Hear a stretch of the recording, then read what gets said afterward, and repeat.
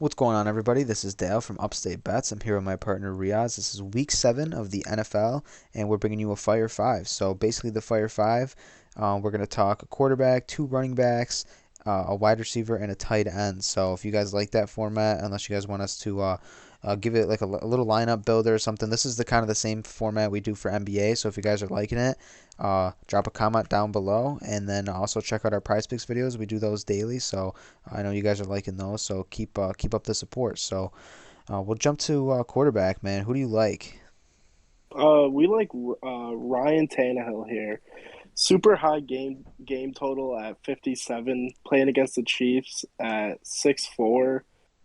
He hasn't really played that great throwing the ball, but he has had a couple rushing touchdowns this season, which is nice. But I think this is a great spot for him. It's a big game, and I think Tannehill is going to be ready for this big game.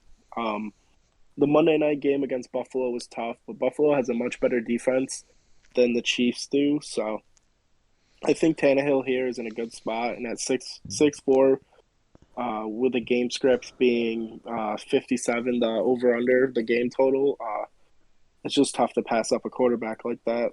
Yeah, we talked Tannehill a little bit in our first look video, and I think here we're going to plug him in just simply because of the fact of the game total.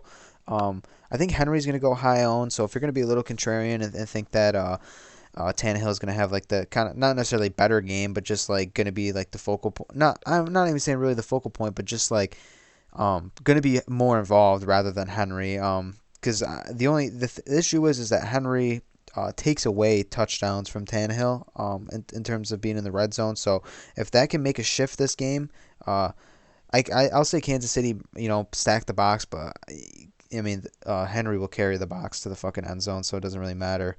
Um, so yeah, we'll plug in Tannehill here at the quarterback, and then we'll hop into running back, a guy that we talked about for quite a bit on our first look.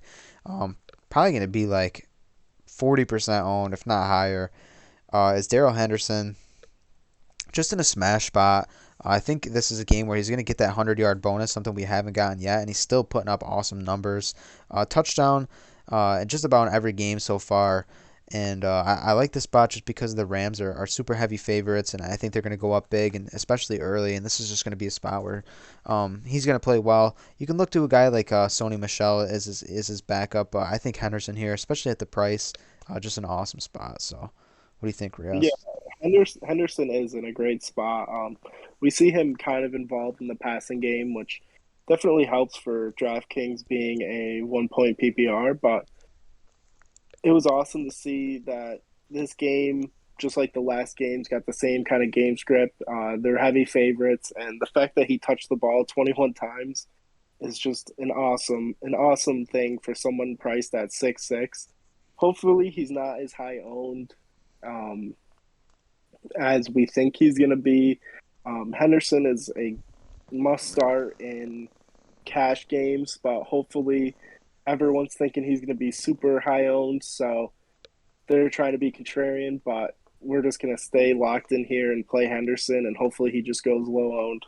Yeah, sometimes you gotta eat that chalk, man, and sometimes it can benefit you. Um, so I think another guy that's that's gonna go chalky. The running back position here. There's about four guys that like I'm super interested in. So the second guy of the four um, is Darrell Williams of the Kansas City Chiefs back again at that Kansas City Tennessee game. I don't think it's necessarily a spot where it's like, oh, if Kansas City goes up by a ton of points and this is a spot where he's involved. I think he's going to be involved regardless. The two touchdowns definitely helped him get there last game. So I understand why people could be off of him. So, but 21 touches in a spot where, they were leading. So I think either way, just in terms of volume, especially with four targets, I think this is a spot where he can play pretty well. Yeah, without a doubt. I mean, his price tag did go up almost 1,000, but we like games that are projected to have a high total. So with this being the highest on the slate, I feel like it's kind of a must stack for us. And you don't really get many games where you're almost projecting two teams to combine for 60 points. So as long as we're getting these guys cheap like this and that are going to perform. We're just going to keep playing them. Yeah, so that'll sum up the running back position. Going to wide receivers, we know who's at the top, and we talked about this in the first look. But some guy we want to pair up with Ryan Tannehill and a little Tannehill stack would be AJ Brown. Definitely struggled this season as so far. We know he's kind of dealing with that injury. I don't believe it was an ankle, but apparently right now he's ill. I'm not sure what's going on with him, so we'll have to stay updated on that. I believe he's gonna play, so um, kind of like a get right spot. Last game, I want to say it was like like the best spot for him to have a great game, but he did have a great game, and 9 targets is awesome. So I think this is a spot where he can hit his ceiling, and that's at like 30, 35. Like we know what athlete he is, and we know how Tannehill likes him. It's just a matter it's not like he's just battling injuries, and the fact that Julio comes in and they got to get adjusted to that. So Tannehill hasn't been having the greatest season either. So we're just hoping this is the spot where Tennessee can come around all together, and this is gonna be a high point game, and we just want a lot of shares of this game. So AJ Brown, talk about him, Riaz. Yeah, AJ Brown is in a great spot. Awesome to see his price tag at 6'3". Like you said, he's dealing with some injuries. He's got an illness, but it was great to see that he was dealing with the same kind of illness for the Monday night game against Buffalo. But he was activated, and he had 7 catches for 91 yards. Didn't get in the end zone, but the big thing here with AJ Brown is Julio is still questionable. He left the game early against Buffalo, so if he does end up missing, AJ Brown is in a spot to absolutely smash this week. Yeah, I love it. So um, we're not going to talk another wide receiver. Um, if you do want to know one of our wide receiver picks, however, we're not going to plug them in, but there's a couple guys a little bit lower. We're interested in Jacoby Myers. If you watched our Prize Picks video, we like his receptions on the over because he is targeted quite a bit. So we're not going to plug him here specifically, but someone if you're interested, we are interested in him. But we'll jump into tight end. It's a position where it drops off really quick after the top 2 guys. Well, that's the top 3 guys, and we'll get to the guy we like, who's been kind of who's kind of been scaling up as of late, and that's Mike Gesicki. We like this game too. Um, and he's seen 7 targets, 9 targets, and there's even been a game he's had double digits, and I think he's just trending upwards. His price tag keeps going up, but I think this is still a spot where I'm gonna keep plugging him um, until it starts creeping up. I think even to like high fives. I think this is a spot where Kasicki um, is gonna see a bunch of targets. I'm not sure if Miami's ever gonna be playing from insanely down. I think it's gonna stay pretty close throughout the course of the game, but I think there's gonna be a lot of points scored. I think it's gonna be a part of them. So, what do you think, Riaz? Yeah, Gasicki he's an awesome play just on the sole fact that last year he was talked amongst the Darren Wallers, the George Kittles, um, the Travis Kelsey's, and he's only getting better from week on. It was awesome to see him have 8 catches and 115 yards last week against Jacksonville.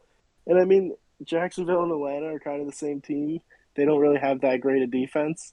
I think this is also a pretty high game total. I'm not entirely sure what that over under is. I was actually trying to look it up, but I couldn't find it. But Gasicki and Tua are connecting pretty well, and I think for them to kind of win this game, Tua needs to throw it to Gasicki and really get him involved. And I would love to see him find the end zone uh, again. I mean, it's been a couple weeks since he has, so hopefully this week he finds the end zone. Yeah, I mean it's not awesome to see one touchdown on the season, but I mean hey, this is a spot where he can definitely get one, and his targets are going up, his yards have been going up, so I love Gasicki here in a smash spot. Other than that, man, that's our Fire Five. You plug in a cheaper defense, we're really leaving you with like 6,000 remaining. So these are some of the guys we like. Even people like Henderson is a great cash game play. I think even AJ Brown's a decent cash game, same as well as Gasicki. So that'll be our Fire Five for you. And if you guys have any questions at all, Don't be scared to ask in the comments. We've been getting some interactions on our Prize Picks videos. These tend to stay a little bit stagnant. So if you guys want to comment down below, and if you guys have a question about some picks or maybe even some season-long questions in your fantasy football leagues, anything like that, we'll definitely be more than happy to help you guys out. So um, make sure you keep tuning in the videos, drop a like, and subscribe if you haven't yet. And we'll see you on the next one. Peace.